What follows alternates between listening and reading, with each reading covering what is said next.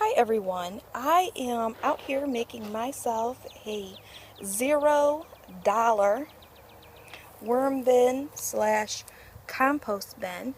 And if you can see right here, I've got a hole here, but you can see this diamond, that is a number 5. That means it is safe to store food in, to plant in, or to garden in. So we have an abundance of the Tidy Cat 35-pound. It already has that great lid on there ready to go. I took I think it was a 1/2-inch drill bit, and here I've got about 9 holes on this side. On the wider side, I've got 12, 15, 17 holes there.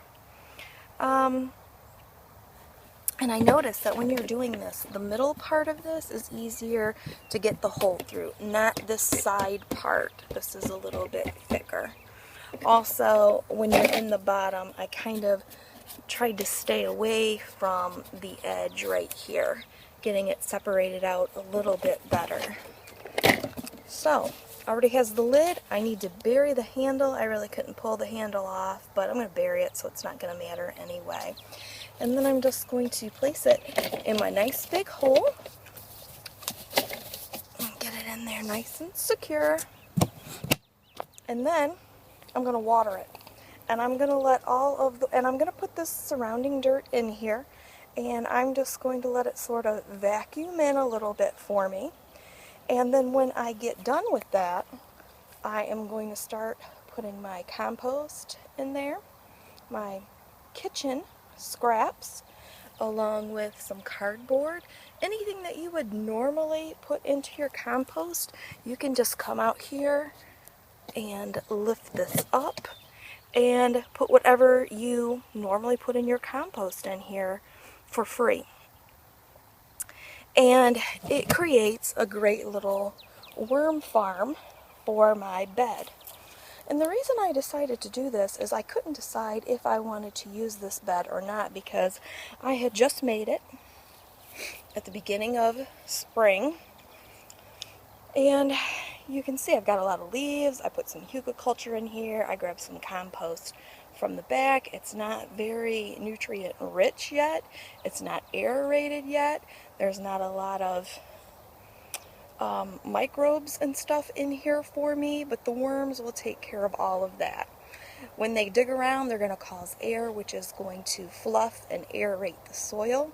When they have their excrement, that is going to leave everything I could possibly want into my soil. And this is a completely easy, free way to achieve that. As you can see, I don't even have this screwed in. This is cardboard, rebarb, and my wood together.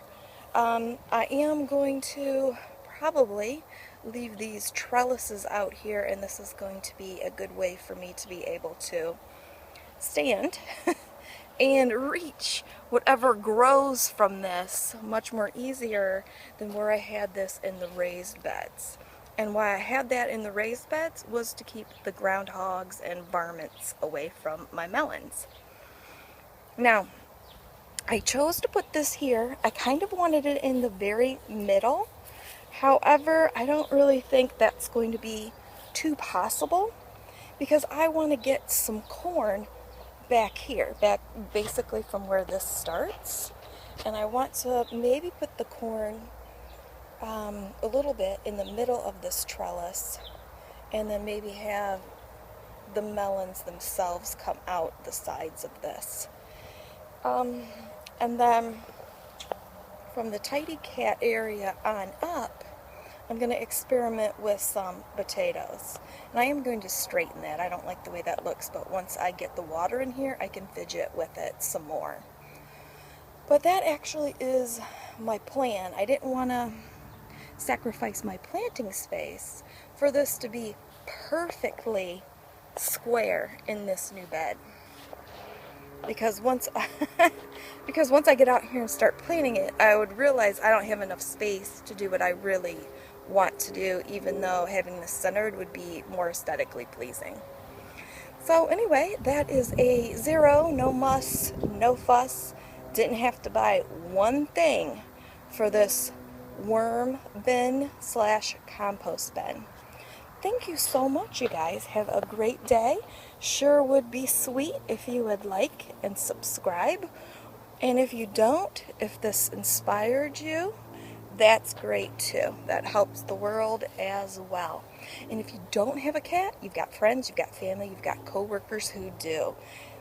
If they have cats, they have more than likely an abundance of this stuff that they want to get rid of. Love you. Bye.